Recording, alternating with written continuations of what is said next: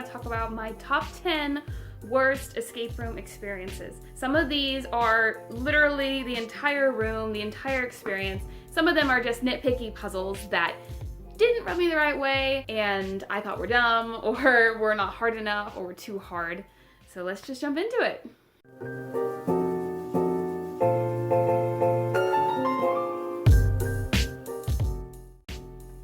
The first bad escape room had to do with what I would have said is breaking the equipment. Obviously, in escape rooms, they tell you not to pull things off the walls, don't go into the ceiling, you don't need to pry any locks open. So with that understanding, we weren't ever going to solve this puzzle. The puzzle was a globe that you needed to open. Multiple things are wrong with this. One, it wasn't locked, so there really wasn't anything stopping us from opening it in the first place. Two, who opens a globe? It's not meant to be open. Like, I get that you can open it, but why? The clue led us there. We investigated the globe. There was nothing marking on it. There was nothing important about it. When you shook it, nothing happened. It wasn't interesting. But this clue obviously said to go look at this globe. We had to ask for a hint, and the game master opened it for us. No.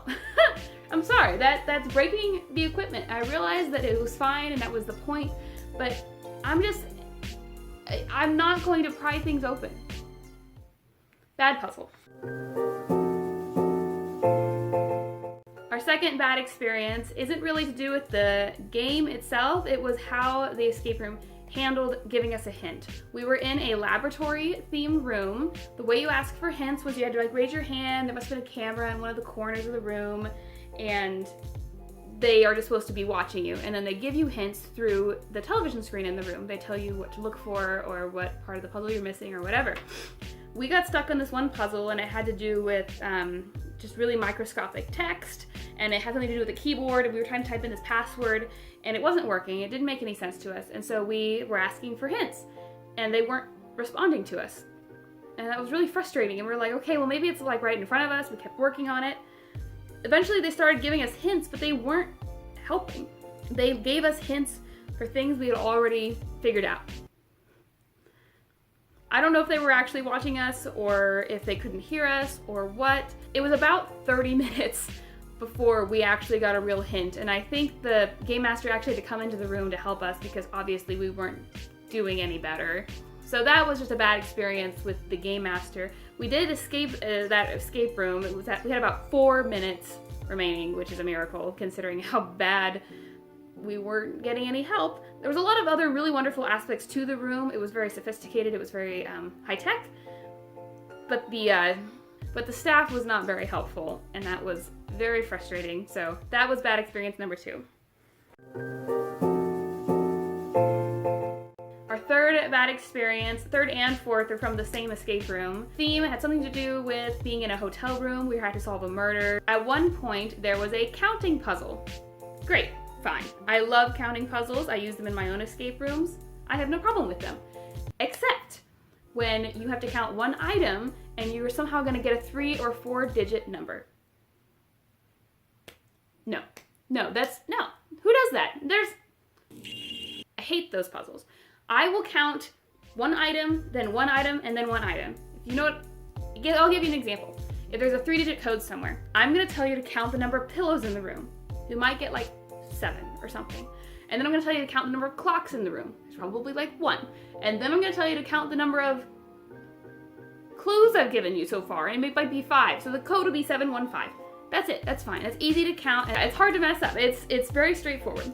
This escape room had elephants all over it. This guy was, I guess, obsessed with elephants, and we had to count the elephants. There were some on pictures, we counted those. There was some on a pedestal as like a decoration, we counted those, that was fine. We got like a 2-digit number, like 17 or something. That doesn't open anything. So we kept looking around, thinking maybe there's something else that we're supposed to be counting. And then we realized that there is a blanket on the bed in the room that is covered in elephants.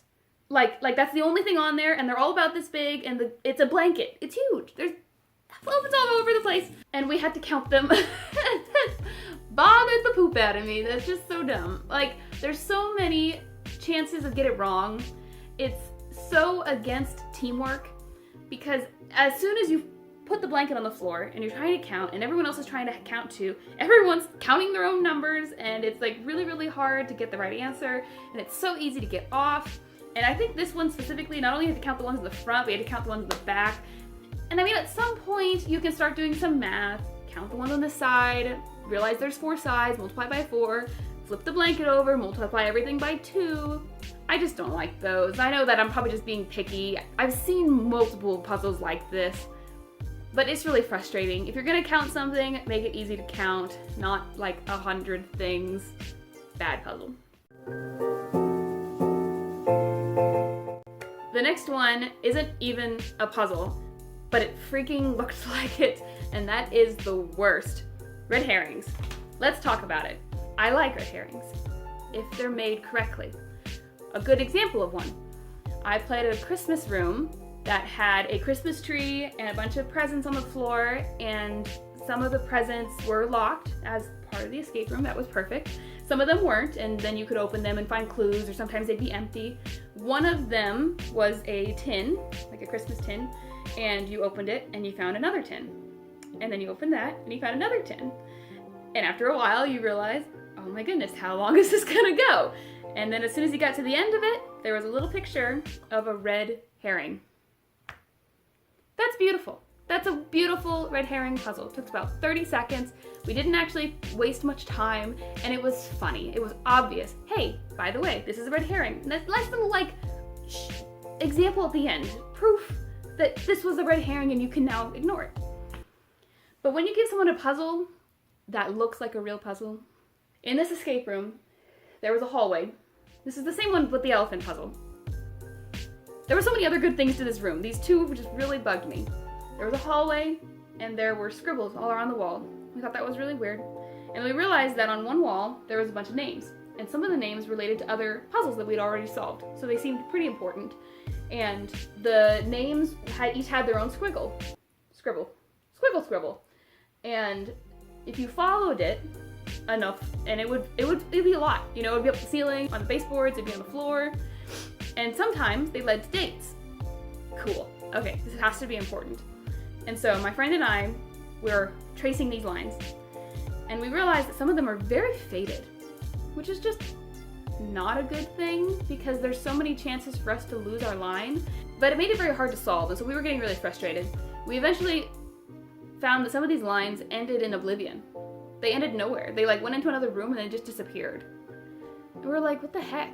So arguably maybe only the ones that have dates are important. We eventually solve the room, solve everything, we get out and we're leaving. And we look at each other and we're like, we didn't use those dates once. It was completely useless.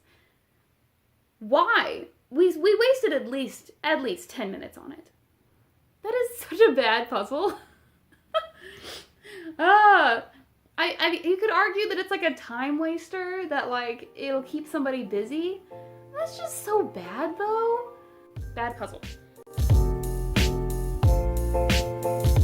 The fifth bad experience was a puzzle that didn't work, and I know that that's really sucky. I gotta admit, I've been to a lot of really great escape rooms, so finding the worst, I kind of had to pick stuff apart, except for the first few. The first few were pretty bad. This one was a laser puzzle, and I think we had a laser pointer, and we had to point the laser into a box that had a hole on it. It wasn't logical, and it really frustrated John and I, and we eventually had the game master had to come in and help us, and she couldn't get it either. Which I guess, you know, tech dies, it can wear out, I get that.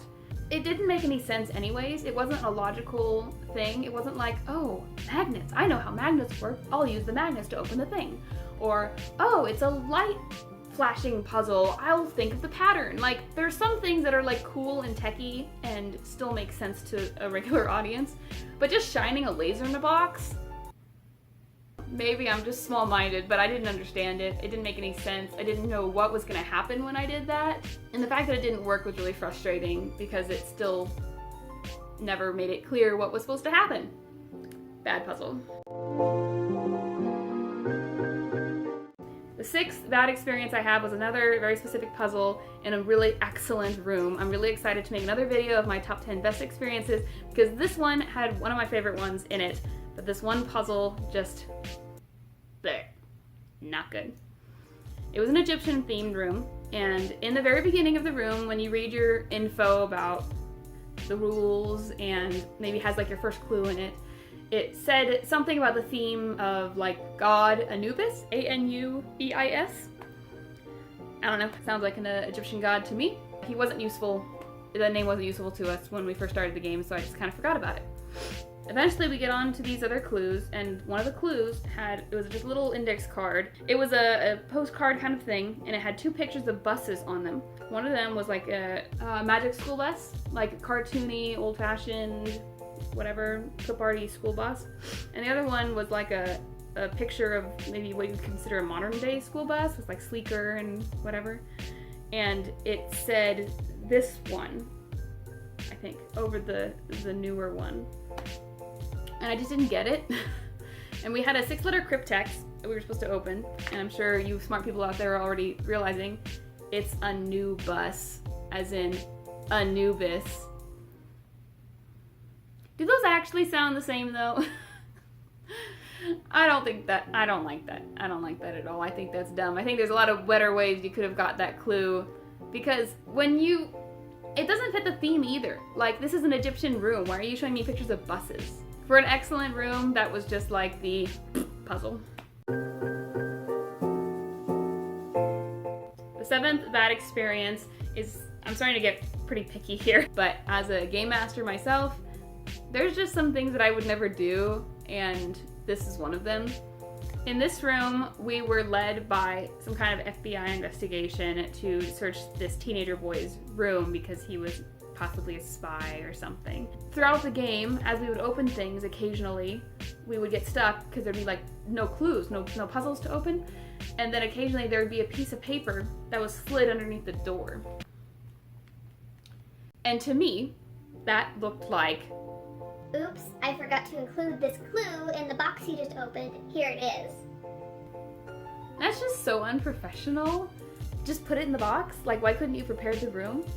But the crazy part is, I spoke with the game master at the end, and he told me that this was part of the plan to have the FBI people send correspondence underneath the door to make it like more interesting.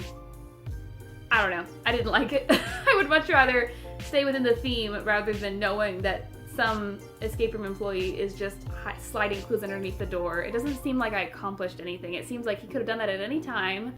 Me solving things had no timing on anything else. You know, I'd rather open something and see something, or see it on TV, or something like that. That seems more in the room and not having outside. Tell me what you think in the comments. Does that fit the theme? Would that put you out of the mood of what you're doing? Does it seem any unprofessional at all, or does it seem like a completely normal escape room? Let me know. I didn't like it. My eighth bad experience, again, I'm just being really nitpicky here. There was an escape room that was Alice in Wonderland themed. It was in a new state, a new escape room. We'd never been there before. We were traveling, and we thought we'd play one on our travels. We tend to do that a lot. And we got into this escape room, and it was teeny. Like, not closet size, but like not a whole lot bigger.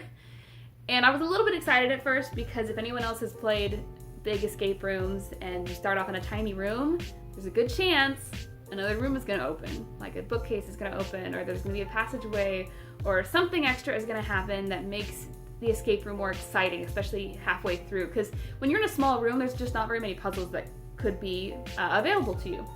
But nope, the whole thing was in a little bitty space. Phenomenal cosmic powers! Itty bitty living space. And honestly, I don't remember many of the puzzles. I remember they were very lackluster though. I remember we were asking for hints a lot for things that didn't make any logical sense. And it was really sad because that room had a lot of potential. I think Alice in Wonderland is an excellent theme. I would love to make my own escape room based on that. They did have some card puzzles in there, which was appropriate. I don't know, we were just really, really disappointed. And there was so much hype for it too. It was one of the more expensive ones that we had paid for and played, and it was just really sad. So sad. My 9th bad experience, again, I'm being really picky here because I played a lot of really wonderful escape rooms, but this is a puzzle that I'm sure everyone else is totally fine with. If anything, many people might even like this kind of puzzle because it's cheatable. But this one specifically had a list of items written on a wall, and it'd be something kind of like apple equals 1972, orange equals 3943, lemon equals 4481, etc. And it would have like, it had like 12 of them. And somewhere during the game, you would find that answer. You would find, oh, it's apple. It's this code, and you would go type the code in somewhere. What's stopping you from just trying all 12 codes? Not a whole lot, especially if the puzzle is even a little bit hard. I have too many people, friends mostly, that make jokes about, oh, I'm gonna play an escape room, I'm bringing my lock picking set. Or, I know how to crack a combo lock. And it's slightly funny, but also like, please don't. That's the whole point, is I made these puzzles so you would try and solve them and have fun in the process, not for you to cheat your way through. So I know that there are people who probably just cheated their way through in those escape rooms. When you have a 4-digit code, you have like 10,000 options for numbers. Don't limit it to 12. That makes it so much easier to just test them all. And we did it the right way. We solved the puzzle and we got the code and it was fine, you know, like I didn't have that guilt hanging over my head that I cheated, but it was just a bad puzzle. I could have been done a lot better. I would never do something like that for my own games, and it just kind of ruined it for me, because when you have these excellently thought out puzzles, and there were some excellent ones in this escape room, you just have a higher view of the game master and like, wow, this is really impressive, this is really clever. But then when you have something like that, I feel like it just could have been made so much better. Sorry, 9th bad experience. My 10th one is, again, I'm being really picky because the room itself was excellent. There were some beautiful clues in there and puzzles and scenery and theme and all those wonderful things. But I really am saddened by this when I see in other escape rooms, the possibility of skipping puzzles altogether. I realize it happens accidentally, and my goal is to make sure that doesn't happen. The goal is to make you solve all the puzzles, because that's how you're supposed to play. That's the point. You're not supposed to cheat your way through. One of these rooms that I've played before had a handful of clues that led to things that we had already solved. I'll give you an example. If anybody has played an escape room before, you probably have come across a stopped clock puzzle, which is just a clock on the wall that has the time stopped at a certain spot, and it's a very, very easy 3-digit combo code. The clock might say like 723, and then you go type 723 into a box and it'll open. Like that's pretty obvious, but it's also kind of clever just because you typically think the clock is gonna tell the real time, and then you realize, hey, this clock is broken. But that's like one of the first things that I look for now, is I get into a room, is there a clock? Is it the right time? No, it's not. Plug it into a box. At one point, we got through the game and we got this one clue, and we were working on it, and we realized that it led to, the clue essentially said, look at the clock. Well, we did that already. That was like the first thing we did. And then we opened something else, and that gave us this clue that we were supposed to go back to here. And it just kind of made me sad. We essentially didn't need that clue at all. It felt like we cheated. Maybe some other people wouldn't mind. I don't like it. Tell me what you think. Do you not mind skipping puzzles? Is that kind of a bonus when you get to skip puzzles and skip clues and just open things? Do you know, do the honor code of, oh, I accidentally opened this, I'm gonna shut it and not look? Or do you just open it and move on? Those are things that I think about often.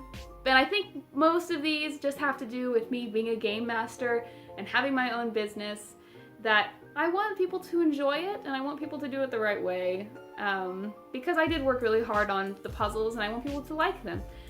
It might be a little different for me because I make games for each scenario. I make games new for different groups of people and different holidays and things like that. And so if I have a group that skips a puzzle, no one may ever use that puzzle again. And maybe that's just a selfish thing, but if they skip something and they don't ever attempt it, I spent all that work for nothing. And I think it is just a selfish thing, but it just makes me sad when I see other people do it, because I feel like they're making their players miss out on even more game and more fun. Thank you guys so much for sticking with me for all 10 escape room experiences. Leave down in the comments your worst experiences and maybe some of your best experiences. Be sure to like me on Facebook and Instagram. My business is called Fisher Hunts, and I make personalized mobile escape rooms for people in the South Central Kansas area and Northern Oklahoma. Have a good day, guys. Bye.